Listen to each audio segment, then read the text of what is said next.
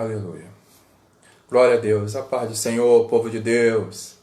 Santo é o nome do Senhor Jesus. Mais uma vez aqui, nessa sexta-feira abençoada, um final de semana abençoado que o Senhor Deus tem nos concedido. E hoje iremos estudar a segunda carta do Apocalipse, a carta à igreja em Esmirna. Hoje iremos falar sobre a igreja de Esmirna e hoje Deus tem uma palavra de revelação para você, para a sua família. Então já pega aí o papel, já pega a caneta para você fazer as suas anotações. E eu creio que o Senhor hoje vai se revelar a você, que o Senhor hoje vai derramar graça, poder, unção sobre a sua vida, sobre a vida da sua família. Então pega já aí papel, caneta, não pode esquecer da sua Bíblia.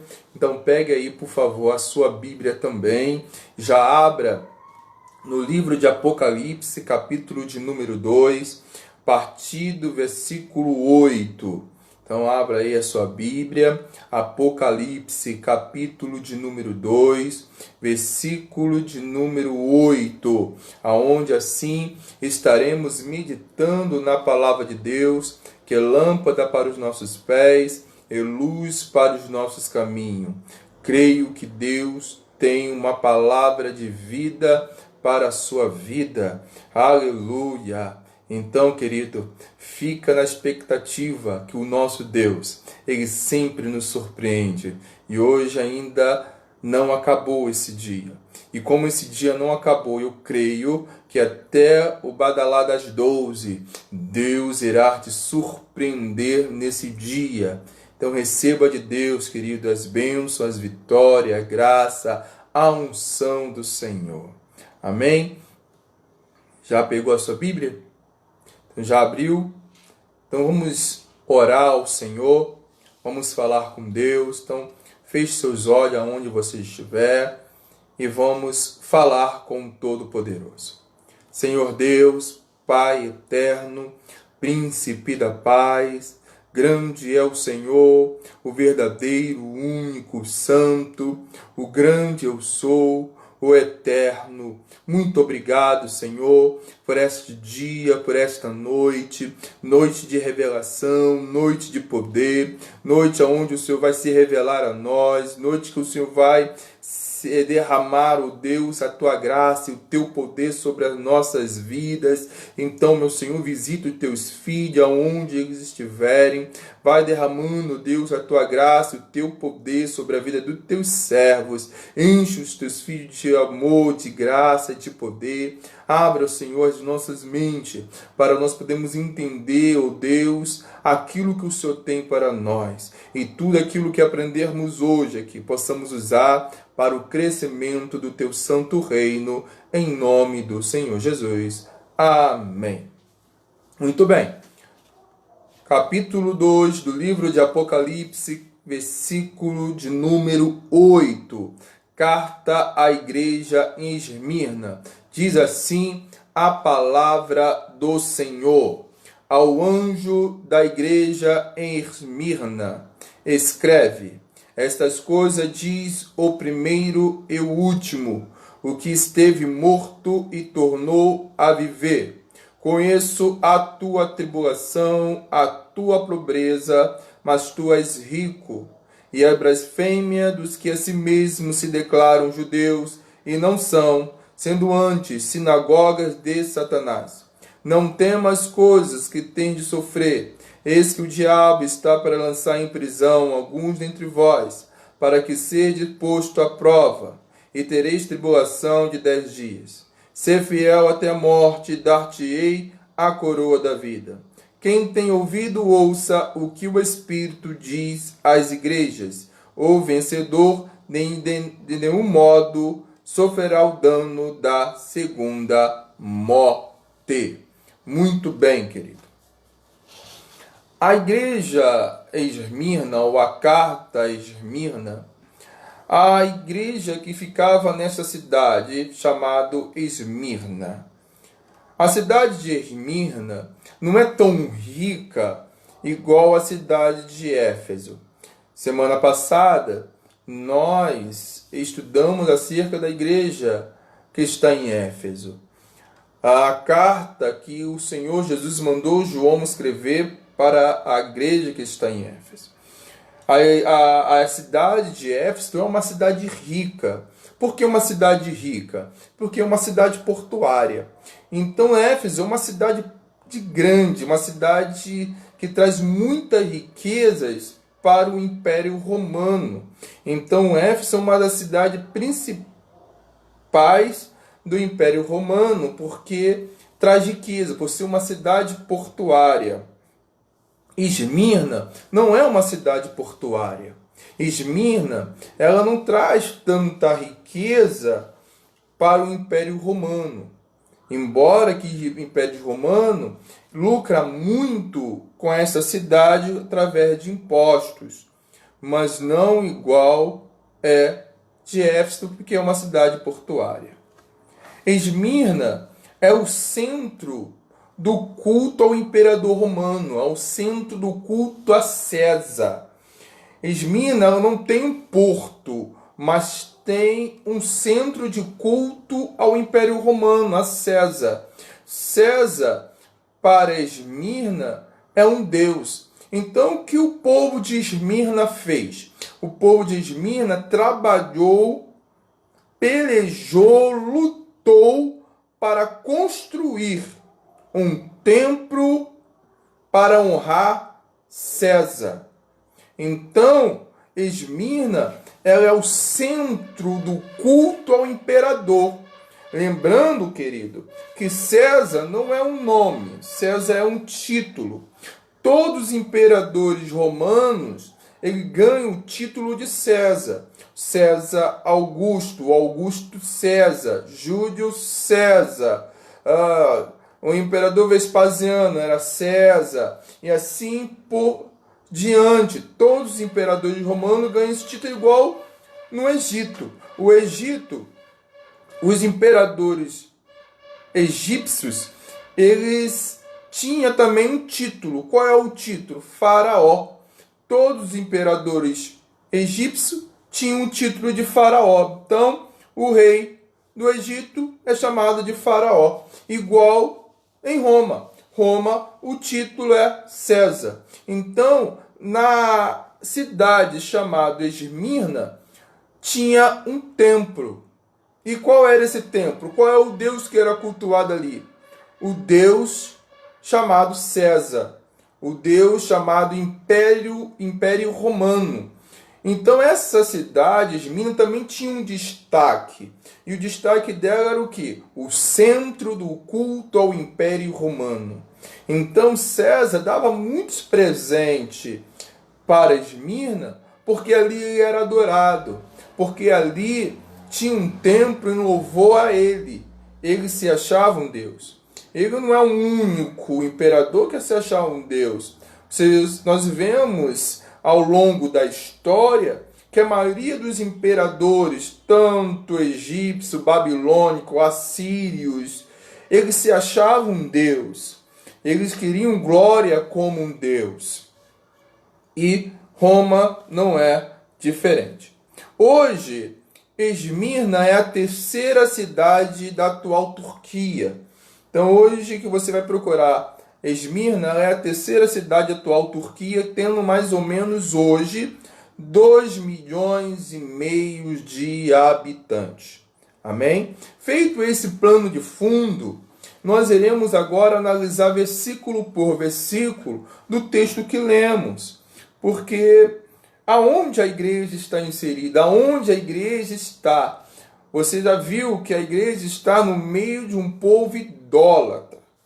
E não é uma idolatria a uma estátua que eles viram nos céus, ou exemplo, não é uma idolatria de uma estátua que eles falam que é o sol, ou que é a lua, Baal, Astarote, Maloque, não é isso. O Deus de Esmirna está vivo e andava entre eles. Qual era o Deus de Esmirna? é o imperador romano. O imperador romano chamado César, que não tem poder nenhum para dar vida, porque não tem poder como Deus. Ele não é o Todo-Poderoso. Todo-Poderoso só existe um. É o Deus que nós servimos. Este é o verdadeiro Deus. É o Deus que dá vida, é o Deus que tira a vida, é o Deus que dá vitória para os seus filhos. Vamos lá. Verso de número 8. Diz assim: ao anjo da igreja em Esmirna escreve: essas coisas diz o primeiro e o último, que esteve morto e tornou a viver. A primeira coisa que queremos ver nesse versículo é o anjo da igreja em Esmirna. Você vê que igual que acontece com Éfeso, acontece com Esmirna, ao anjo da igreja em Esmirna. Lembrando que eu falei na última aula, o anjo aqui não é um ser angelical. O anjo aqui está se referindo ao pastor da igreja. Porque o pastor da igreja é comparado como anjo. Volto a repetir que o pastor aqui, como a palavra anjo significa mensageiro, o pastor aqui tem a responsabilidade de levar a mensagem de Deus. Essa é a responsabilidade do pastor, é levar a palavra de Deus. Então o pastor também é um mensageiro. Isso nós aprendemos na última aula. Estou repetindo para reforçar. Que você não anotou isso, anote, por favor. Continuando. A outra coisa nesse versículo 8 é: essas coisas diz o primeiro e o último. Nesta passagem, o Senhor Jesus fala uma frase que se repete muito em Apocalipse. O primeiro e o último. Alfa e ômega. Você vai ver em vários textos do livro de Apocalipse o Senhor falando esta palavra. Alfa e ômega, o primeiro e o último. Vamos ver algumas referências? A primeira se encontra em Apocalipse capítulo 1, versículo 8, que ele vai falar assim: eu sou o alfa e o ômega, diz o Senhor Deus, aquele que é, que era, o que há de vir, o Todo-Poderoso. Capítulo 1, versículo 17, que fala assim: quando vi, caí aos seus pés como morto, porém ele pôs sobre mim a mão direita e disse: não temas, eu sou o primeiro, eu sou o último. O capítulo 21, versículo 6, 21:6 fala assim: disse-me ainda, tudo está feito, eu sou o alfa, o ômega, o princípio e o fim. Eu a quem tem sede darei de graça da fonte da vida. Capítulo 22 de Apocalipse, versículo 13. Fala assim também: eu sou o alfa, o ômega, o primeiro e o último, o princípio e o fim. Então você está vendo que essa palavra, princípio e o fim, primeiro e o último, ela se repete muito no livro de Apocalipse. Porque o Senhor Jesus, ele repete muito isso no livro de Apocalipse, e ele fala isso para a igreja de Esmirna: o princípio e o fim, o primeiro e o último.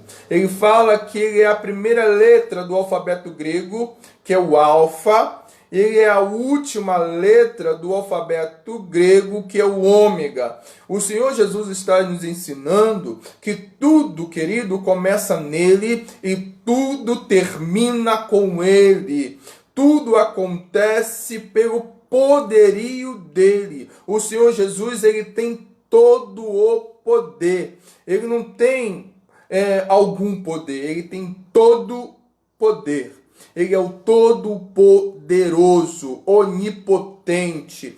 Ele começa com tudo, ele começou com tudo. Em Gênesis capítulo 1, versículo 1 diz: no princípio criou Deus os céus e a terra. No princípio Deus criava tudo. Um Deus criador, um Deus poderoso, tudo começando com Ele. A vida neste mundo começando com Deus, começando com o Senhor Deus Todo-Poderoso. Em João capítulo 1, versículo 1 fala o seguinte: no princípio era o verbo estava com Deus e o verbo era Deus. O princípio que João está falando não é o mesmo princípio que está em Gênesis 1. O princípio de João é o princípio antes de haver céus, antes de haver terra, antes de haver estrela, universo, antes de haver um anjo nos céus. É o princípio que João está falando. Então tudo começou com Ele, aleluia, e tudo termina com Ele. O que o Senhor está falando para você e para mim nesta noite, que a nossa vida está no controle dEle. A nossa vida está na palma da mão do Senhor. Então, querido, fica tranquilo que Ele ainda não perdeu o controle. Aleluia! Glória a Deus! Mas continuando, diz assim: o que esteve morto e voltou a viver. Ainda no versículo 8, diz assim: o que esteve morto e tornou a viver ou voltou a viver. Nenhuma outra palavra seria tão apropriada para a pessoa na mesma situação. Eu, diz Jesus, passei por tudo que você está passando, em breve você voltará a viver, dessa vez comigo eternamente. A igreja em Esmirna estava passando uma perseguição de morte. Uma perseguição tão tremenda que o Senhor Jesus compara esta igreja com Ele mesmo. O próprio Senhor Jesus, Ele morreu e tornou a viver. O que o Senhor Jesus está falando para a igreja? Que eles não morrerão, mas tornarão a viver com Ele. Todos que estão em Cristo, querido, esta é a nossa recompensa, porque iremos viver para sempre com o Senhor na glória. É o consolo para a igreja de Esmirna. A aprovação que eles estão passando é tão grande, que a morte está tão perto, que muitos da igreja de Esmirna estão pensando em voltar atrás. Muitos estão pensando em retroceder do caminho. Muitos estão pensando em voltar ao culto a César. Mas o Senhor, Ele fala o seguinte: o que esteve morto se tornou a viver. O Senhor está falando para a igreja de Esmirna o seguinte: fica tranquilo, porque a morte não terá poder sobre a minha igreja. Eita, querido, preste atenção nisso. A morte não tem poder sobre a igreja do Senhor Jesus. A morte não tem poder tragada. Foi a morte pela vida. E o Senhor Jesus é aquele que nos dá vida. E hoje Ele está aqui para nos dar vida. É a injeção de ânimo para a igreja de Esmirna. Vamos continuar. O versículo 9 fala assim: conheço a tua tribulação, a tua pobreza, mas tu és rico. E a blasfêmia dos que a si mesmos se declaram judeus e não são, sendo antes sinagoga de Satanás. Primeira coisa que temos que entender, o primeiro destaque do versículo 9 é: conheço a tua tribulação. Aqui o Senhor está falando de obras. Você viu que na igreja de Éfeso, o Senhor ele fala para a igreja de Éfeso o seguinte: conheço a tua obra, conheço as tuas obras. Na igreja de Esmirna, o Senhor ele não está falando de obras. Primeiro, ele fala que conhece a tua tribulação. Há ocasiões na vida de muitos cristãos em que a única obra é possível, o testemunho, a vida estar por um fio. Só resta uma atitude: não fazer a vontade do inimigo. Quando a nossa vida estiver num fio, a única coisa que nós temos que fazer, querido, é não fazer a vontade do inimigo. É não retroceder. Lembra que o Senhor aqui está consolando a igreja de Esmirna. Ele está falando para a igreja de Esmirna: conheço a tua tribulação. Eu vou interpretar melhor para você. Jesus está falando para a igreja de Esmirna o seguinte: eu estou contigo. Você não está sozinho. Eu conheço a tua tribulação. Você não está sozinho. O Senhor está falando para você e para mim: você não está sozinho. Querido, você não está sozinho. Aleluia. Não estamos sozinhos, queridos. O Senhor da glória está conosco. Ele peleja a nossa causa. Ele peleja as nossas guerras. Nós não estamos sozinhos. Ele falou para a igreja de Esmirna: eu conheço a tua tribulação. Ele está falando para você isso: eu conheço a tua tribulação. Uma obra só que é necessária: o testemunho. Quando a vida estiver por um fio, o que iremos fazer? Iremos retroceder? Isso que muitos pensam, querido. A luta muitas vezes tem sido tão grande na sua vida que passa algumas vezes na nossa mente em retroceder, em largar tudo, em abandonar, em chutar o pau da barraca, abandonar, largar ministério, largar tudo. Porque dói lá dentro. Parece, querido, que algumas vezes a nossa oração não passa do teto. E deixa eu falar algo para você.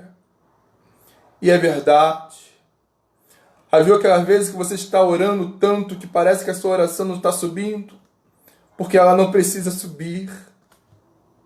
O próprio Senhor Jesus está do teu lado, ouvindo o seu clamor, a sua oração. Ele está ouvindo você. Então fica tranquilo. Aqui, a igreja de Esmirna estava sendo entregue à morte. O que iremos fazer quando isso acontecer? Será que estaremos dispostos a dar nossa vida pela causa, pelo amor ao Senhor Jesus? Será que estaremos dispostos para isso? Olha o que aconteceu com os discípulos no capítulo 11 de João, versículo 16. Anota aí, capítulo 11, ou abra a sua Bíblia junto comigo, capítulo 11 do livro de João, versículo de número 16. Leia esse texto comigo. 11, versículo 16. Glória a Deus. Diz assim o texto da Sagrada Escritura: então Tomé, chamado Dídimo, disse aos condiscípulos: vamos também nós para morrermos com ele? Eu vou repetir. Então Tomé, chamado Dídimo, disse aos condiscípulos: vamos também nós para morrermos com ele? Olha esse texto, querido. Jesus, aqui o texto vai falar que Jesus tem que ir para Betânia para ressuscitar o seu amigo Lázaro, que havia morrido. Só que Jesus está jurado de morte naquela região, e Jesus tem que atravessar aquela região à noite, e todos os discípulos sabem que Jesus está sendo jurado de morte, e eles começam um murmurinho entre os discípulos. Eles começam a falar: vamos com ele? Se formos com ele, iremos morrer também. Se agarrarem ele e apedrejarem a Jesus, Vão apedrejar o mestre e vão apedrejar todos que estão com ele. Não vamos não. Aí Tomé, você só lembra de Tomé? Aquele Tomé que desconfia, que é o incrédulo, que não acredita que Jesus ressuscitou, não é verdade? Você não acredita num Tomé que vira aqui e fala para os discípulos o seguinte: vamos nós com ele para morrermos também. O que me chama a atenção aqui, querido, nesse texto, é o ponto. O ponto que está aqui não é um ponto de exclamação nem de interrogação. É um ponto de afirmação, um ponto final. Ele está afirmando. Tomé está dizendo assim para os discípulos: eu estou disposto a morrer pela causa. Eu estou disposto a morrer com ele. E eu vou com ele para morrer também. E eu quero que vocês venham comigo para morrer comigo, para morrer com ele. Então, Tomé estava disposto a morrer pela causa. A igreja de Esmirna estava sofrendo isso. Uma provação de morte. Não era uma provação de ter perdido o emprego. Não era uma provação de ter abandonado, que a família foi embora, o filho foi embora. Não, isso é uma provação também, querido. Eu não estou desmerecendo a provação de ninguém, a luta de ninguém. Todos nós passamos por luta. A minha luta é diferente da sua, a sua é diferente da minha. Cada um sabe da luta. Eu não suportaria a sua. Com certeza você também não suportaria a minha. Mas a provação que Esmirna está passando aqui é a provação de morte. E o Senhor está aqui fortalecendo a igreja de Esmirna. Vamos continuar ainda. Outra coisa nesse versículo 9 que me chama a atenção é o seguinte: a blasfêmia e aqueles que a sinagoga de Satanás. A blasfêmia do que a si mesmo se dizem judeus e não são, sendo antes sinagoga de Satanás. Havia na cidade de Esmirna uma grande colônia judaica. Naquela área, o Império Romano não se importava com os judeus que ali viviam. Porque os judeus que viviam em Esmirna viviam no sincretismo espiritual. Como assim um sincretismo espiritual? Eles adoravam a Deus e adoravam a outros deuses. Eles queimavam incenso ao Deus Todo-Poderoso e queimavam incenso para César. Era por isso que o Senhor declarava que os judeus que ali estavam se diziam judeus e não são. Antes eram sinagogas de Satanás. Por fazer um culto duplo, os romanos que ali estavam, que ali adoravam a César, a estátua que ali existia de César, não se importavam, porque os judeus chegavam, faziam seus ritos, os costumes judaicos, mas nas festas de oferenda para César, eles estavam ali. Então, a igreja de Esmirna que ali estava, os romanos eles não se importavam tanto com a igreja, porque eles achavam que a igreja fazia parte também de um braço do judaísmo. Então, os romanos ali que adoravam a César achavam que a igreja também adorariam a César. Mas o tempo passou e a igreja não adorava a César. E os judeus que ali moravam começou a fazer a cabeça dos romanos, das pessoas que adoravam a César na cidade de Esmirna, para perseguir a igreja. Então, por isso que o Senhor declara o seguinte: que você tolera, que você aguenta, que você suporta com fé. Esses daí que se dizem judeus e não são, mas antes são sinagoga de Satanás. São aqueles que fazem o papel do acusador. Sabe que o Satanás é, querido? Satanás nada mais é do que o acusador. Todo momento ele fica nos acusando. Mas o sangue do Senhor Jesus, ele tem poder na nossa vida. O sangue do Senhor Jesus tem poder na sua vida. A graça dele é poderosa sobre nós. Aí os judeus, eles começam a levantar o falso sobre a igreja. Eles começam a dizer algumas coisas. A primeira coisa que os judeus falam para as pessoas que moram ali em Esmina, que os cristãos destroem a família. Dizem por causa da expressão, quem não deixar pai e mãe por amor de mim. Então a primeira coisa que o judeu está falando é o seguinte, que os cristãos não é a favor da família. Porque as pessoas precisam deixar, abandonar pai e mãe. Na verdade, o Senhor Jesus nunca falou para nós abandonarmos a nossa família. O Senhor Jesus simplesmente falou para nós colocarmos Ele, amá-lo em primeiro lugar. Porque nós amamos a Ele. Em primeiro lugar, Ele cuida de mim, Ele cuida da minha família, Ele vai cuidar dos meus. Sabe o que o Senhor Jesus está falando para mim e para você? Ele está falando o seguinte, da sua família, cuida eu. Deixa eu te contar uma experiência, querido. Uma certa vez, eu orando ao Senhor em casa, na sala da minha casa, eu tinha acabado de ser mandado embora de numa empresa que eu trabalhava, e eu orando ao Senhor, e falei para o Senhor, e agora? O que vai acontecer? Aí Deus vira para mim e fala assim, foi eu que te tirei de lá. Mas eu falei para o Senhor, mas é a minha família. Aí virou para mim e falou assim, da sua família cuido eu. Porque Ele cuida da nossa família, querido. Da sua família Ele cuida. Cuida do Senhor. Cumpre em fazer a vontade de Deus. Deixa que Ele cuida de nós.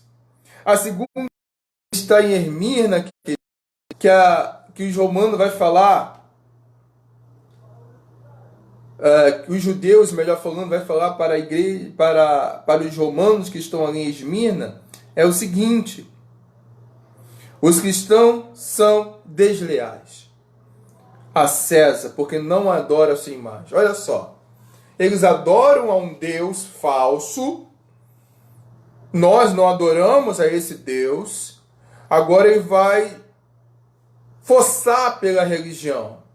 Ele vai virar para os moradores de Esmirna e falar assim, olha, esses cristãos aí, os seguidores de Cristo, eles são desleais a César.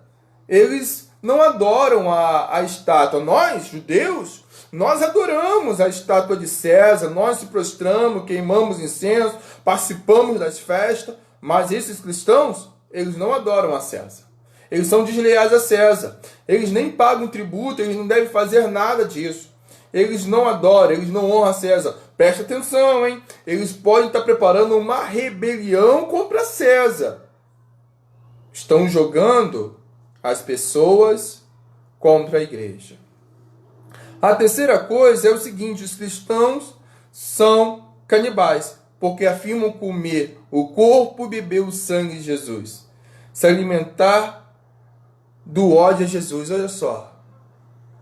Fala que nós somos canibais, porque se alimentamos do sangue e do corpo. Na verdade, nós não comemos do sangue, nem do corpo de Jesus. Não nos alimentamos dele. É um símbolo, não é? Fazer isto em memória de mim, até que eu venha. É memória, é o suco de uva. E o pão que simboliza o corpo, o suco que simboliza o sangue.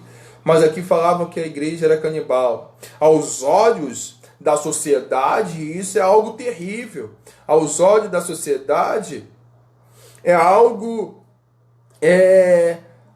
horrendo, porque a igreja é canibal, a igreja come o corpo e bebe o sangue. Mentira do diabo para acusar a igreja. Todo dia, querido, o diabo tenta acusar a igreja. Todo dia o diabo tenta acusar você de alguma coisa. Mas lembre, somos lavados e remidos pelo sangue do Senhor Jesus.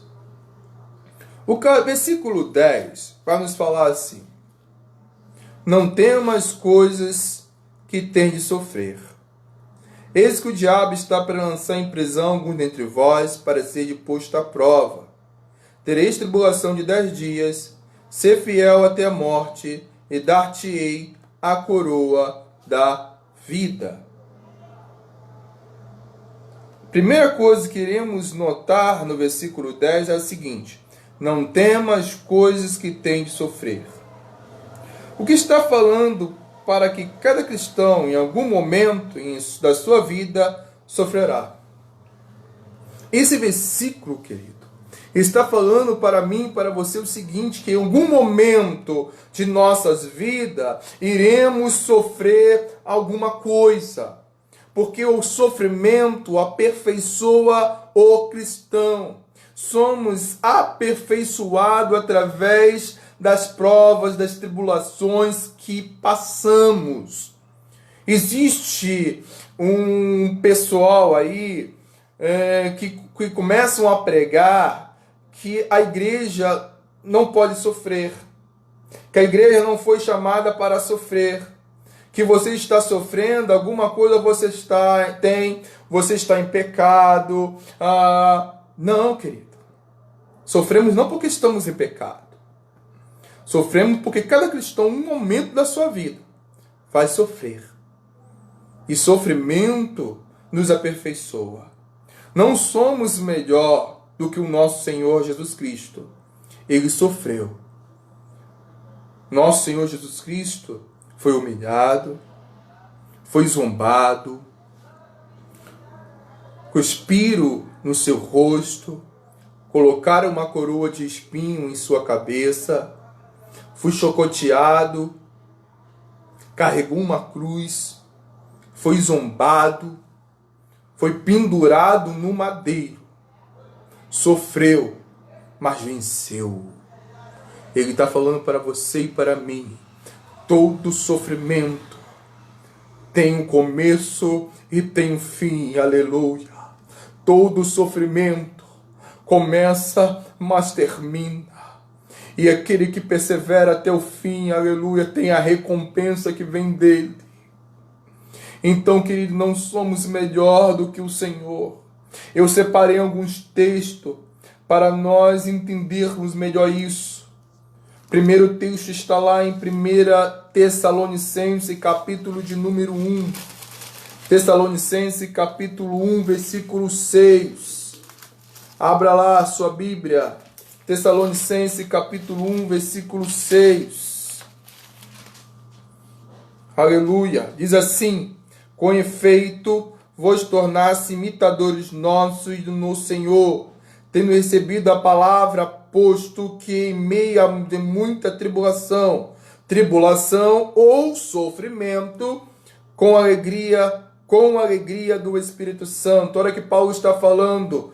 Assim, nós somos imitadores do Senhor, com tribulação, ou seja, com sofrimento, com alegria do Espírito Santo. O outro texto está em Hebreus, capítulo 2, versículo 10. Abra aí, Hebreus 2, versículo 10. Hebreus 2, versículo 10. Vai falar assim: porque convinha que por cuja causa e porque em todas as coisas existe, conduz muitos filhos à glória, aperfeiçoasse por meio de sofrimento o autor da salvação. Eu sou o autor de Hebreus nos falando que somos aperfeiçoados através do sofrimento. Ainda no livro de Hebreus, na Epístola de Hebreus, capítulo 10, versículo 32. Hebreus 10, versículo 32. Fala assim: lembrai-vos, porém, dos dias anteriores em que, depois de iluminados, sustentaste grandes lutas e sofrimentos. Suportamos grandes lutas e sofrimentos. As lutas e sofrimentos, isso tudo nos aperfeiçoa. Ainda em Hebreus, capítulo ainda 10, versículo 33 em diante, olha só. Ora, exposto como em espetáculo, tanto de opróbrio quanto de tribulação. Ora, tantos vos coparticipantes participantes com aquele que deste modo foram tratados. Porque não somente vos compadeceste dos encarcerados, como também aceitaste com alegria o espólio dos vossos bens, tendo ciência de possuídes vós mesmos patrimônio superior durável. Não abandoneis, portanto, a vossa confiança. Ela tem grande galardão. Com efeito, tendes necessidade de perseverança, para que, havendo feito a vontade de Deus, alcançaste a promessa. Porque ainda dentro de pouco tempo, aquele que vem virá e não tardará. Todavia, o meu justo viverá pela fé. E se retroceder, nele não se compraz a minha alma. Nós, porém, não somos dos que se retrocede para a perdição. Somos, entretanto, da fé para a conservação da alma. Está entendendo? Que vinha um pessoal aí, uma tal de teologia da prosperidade. Irmão, é uma teologia demoníaca. Uma doutrina demoníaca. A teologia da prosperidade. Que fala que o crente ele não pode sofrer. Ele tem que ser próspero. Quem nos prospera é o Senhor, e Ele nos prospera em tudo. A prosperidade que eu falo não é uma prosperidade de dinheiro. A prosperidade que eu falo aqui, o que o Senhor fala para mim e para você, é uma prosperidade espiritual. Porque quando temos o Espírito Santo de Deus, temos tudo. Quando não temos o Espírito Santo de Deus, não temos nada. Sem o Espírito Santo de Deus, somos como um poço sem água, como um sol, como um céu sem estrela. Precisamos dele para viver. Precisamos dele ardendo dentro de nós, para nos motivar a cada dia. Porque que não for o Espírito Santo, querido, em nossas vidas, eu falo para você, eu já tinha pulado do barco há muito tempo, mas é ele que segura as nossas mãos, é ele que segura você. É Ele que tem segurado a sua vida. É Ele que tem te dado força, poder e unção.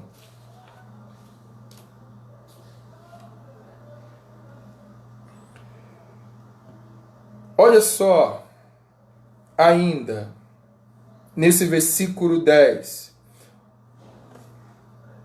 É algo muito interessante que o sofrimento relatado aqui,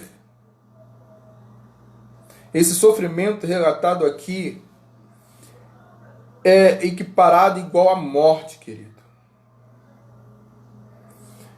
É equiparado a uma dor tão grande que o povo de Esmina está passando, que dói dentro da sua alma, dentro do seu ser.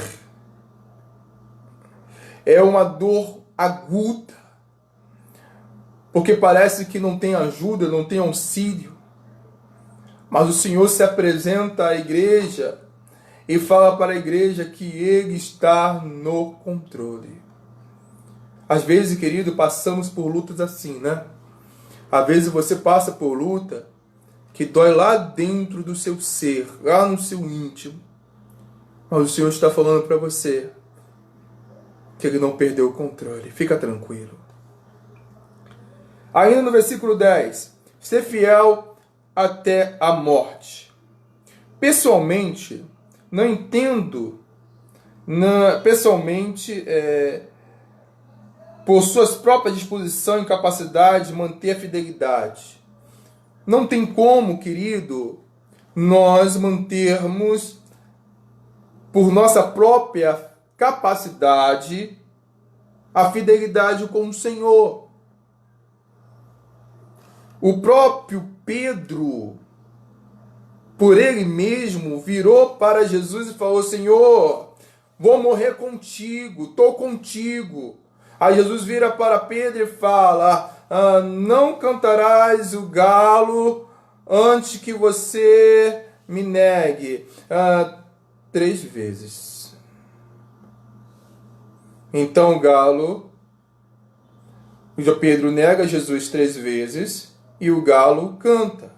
E o que acontece com Pedro? Pedro fracassa. Mas o crente que é aperfeiçoado no Senhor,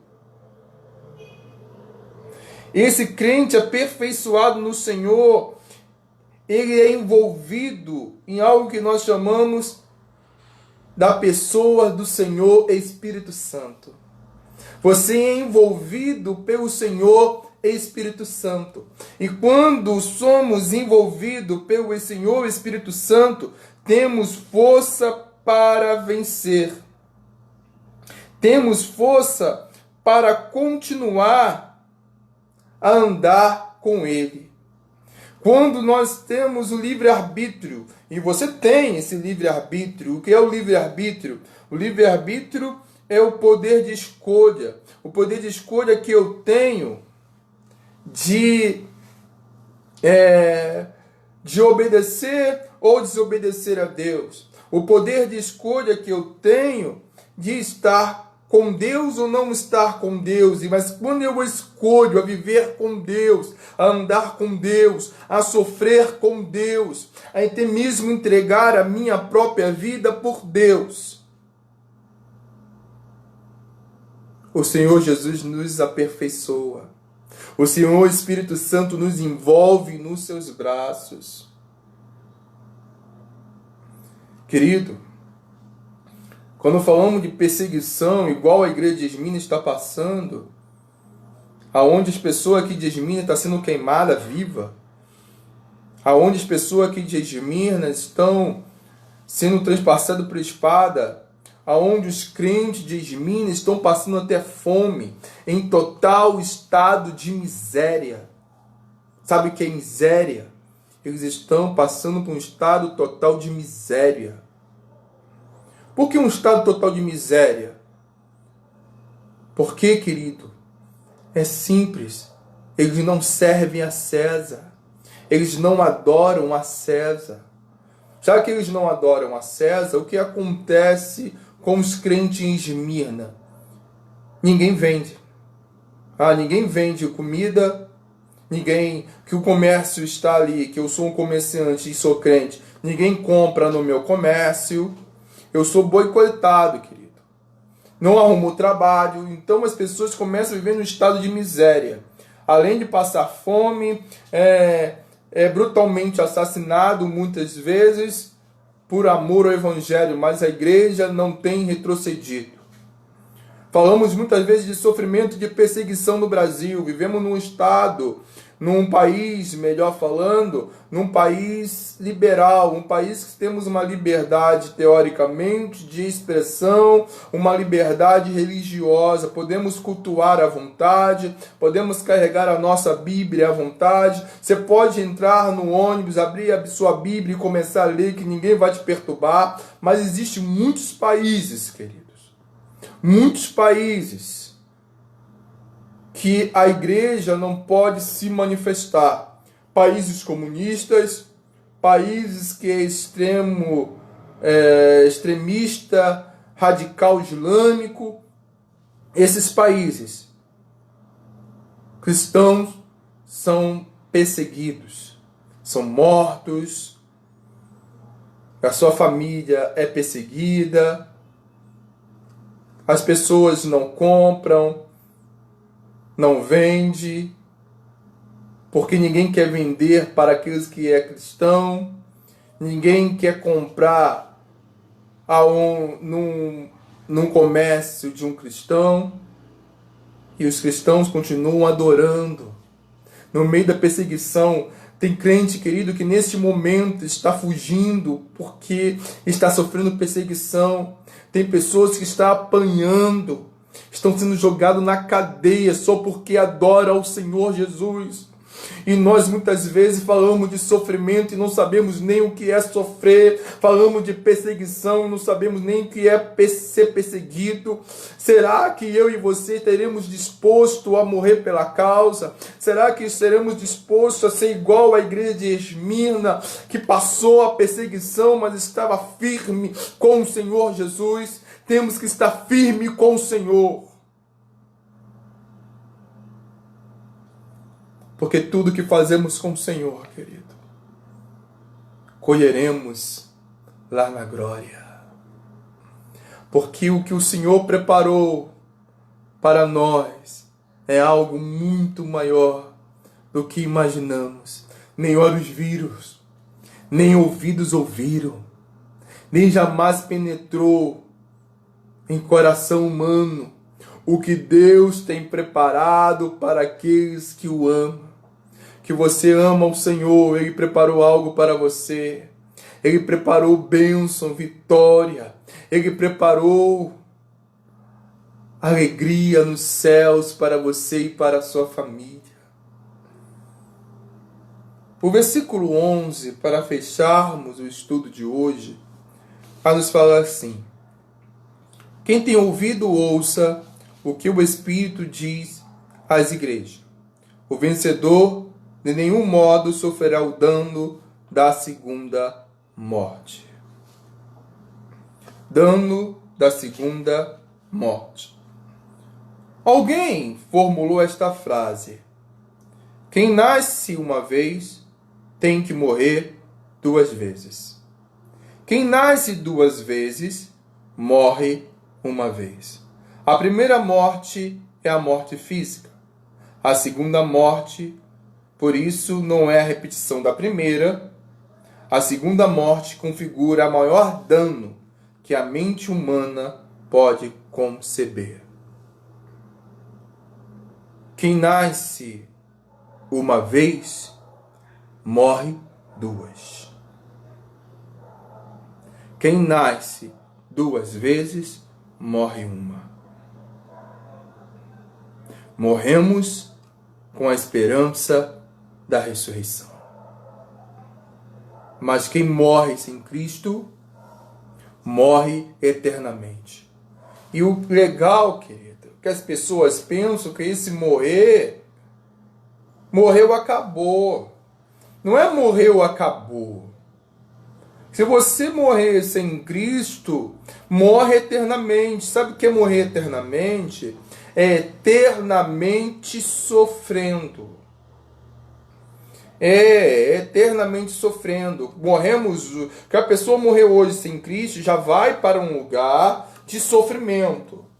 As pessoas pensam que as pessoas que morreram sem Cristo hoje já não vai para um lugar de sofrimento, ela fica lá. Não, já vai para um lugar de sofrimento. Mas ainda não é um lugar definitivo que foi preparado para ela. O lugar que foi preparado para ela ainda vai haverá, porque haverá ressurreição. Preste atenção. Haverá ressurreição dos bons.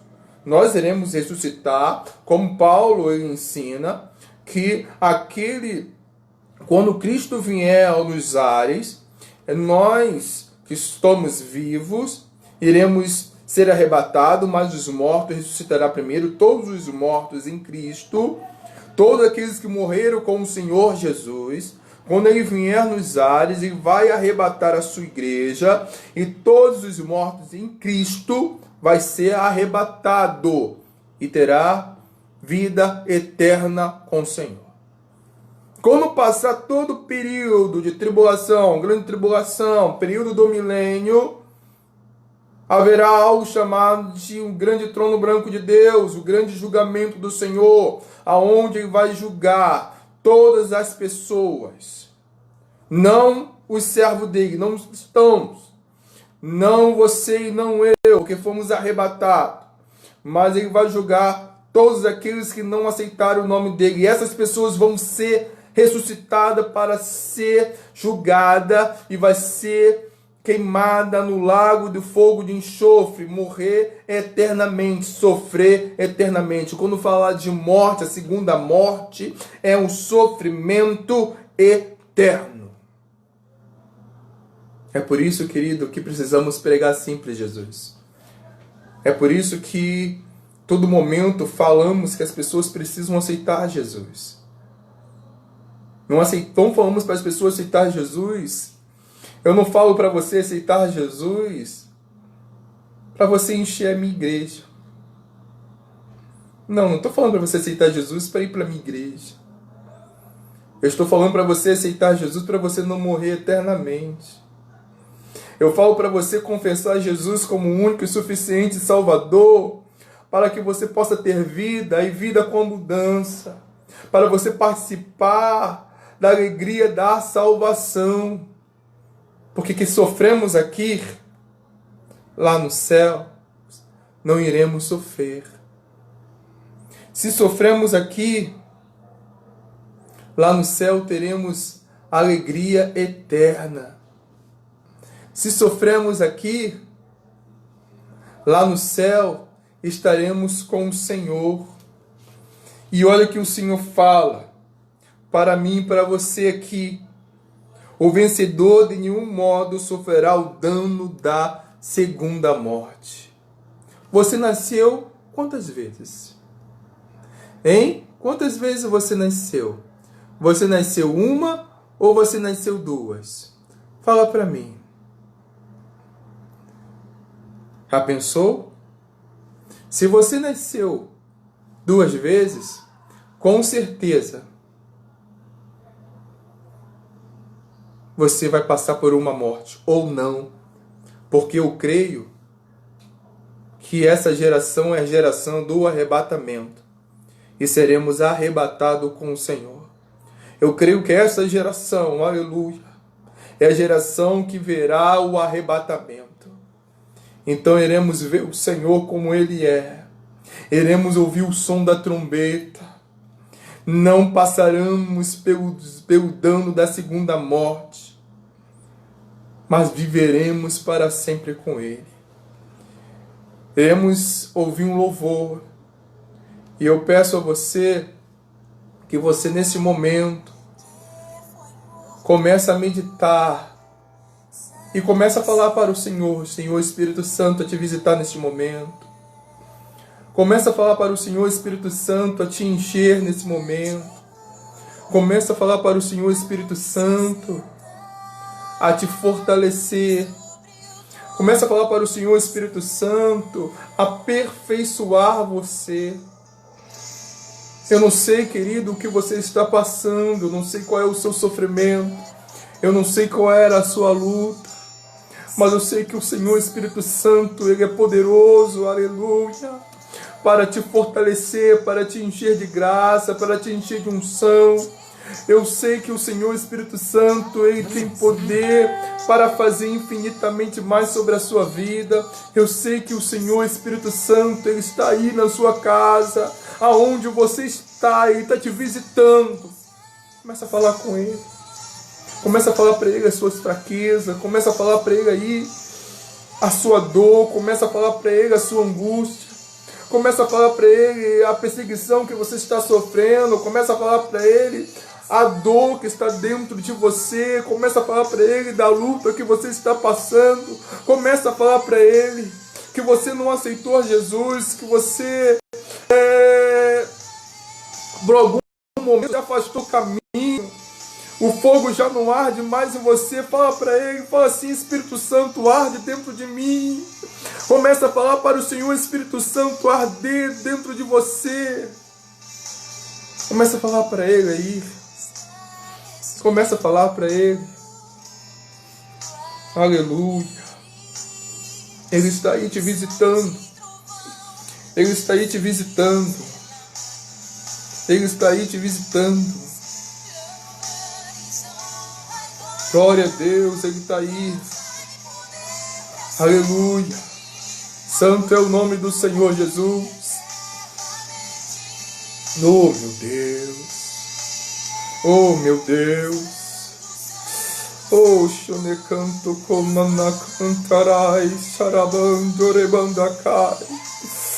Onde rabandarai, Senhor. Meu Deus. Meu Deus, visita o teu povo. Glória, glória, glória. Oh, meu Deus.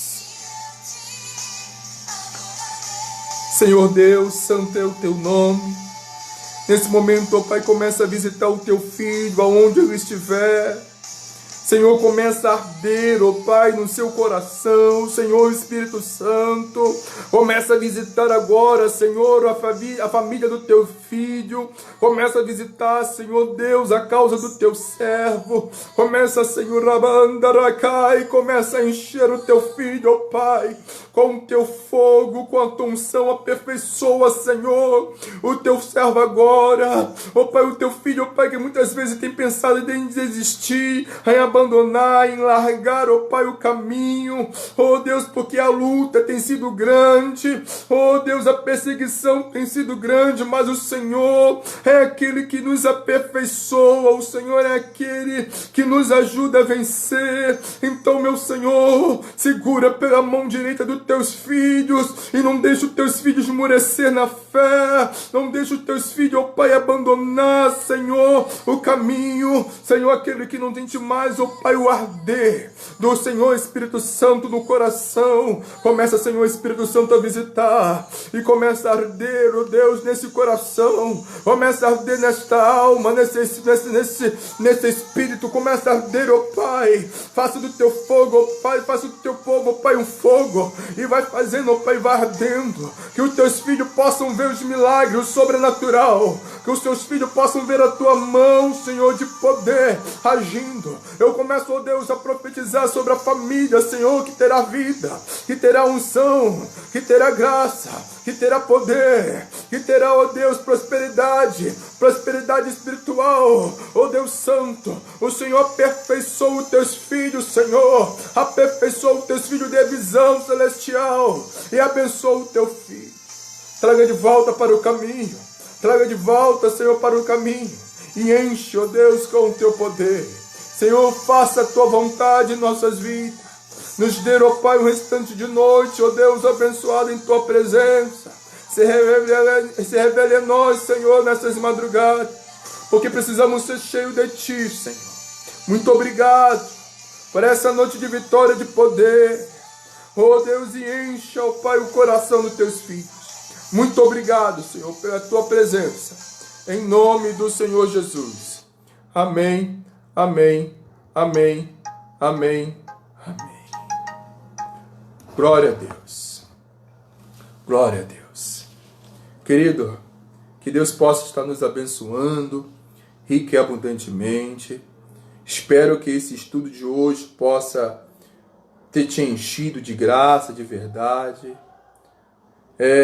Como eu falei na última aula, ninguém colocou as dúvidas lá no grupo da igreja, então ninguém teve dúvida nenhuma sobre a igreja de Éfeso, sobre o livro de Apocalipse, mas eu abro de novo aqui. Aquele que tiver alguma dúvida sobre o estudo de hoje, ou sobre qualquer outro assunto do livro de Apocalipse, lança sua dúvida lá no grupo da igreja, que eu vou anotar a sua dúvida, e na próxima aula eu tirarei as dúvidas em nome do Senhor Jesus. Amém? Que Deus possa estar nos abençoando, que possamos ter uma excelente noite em nome do Senhor Jesus.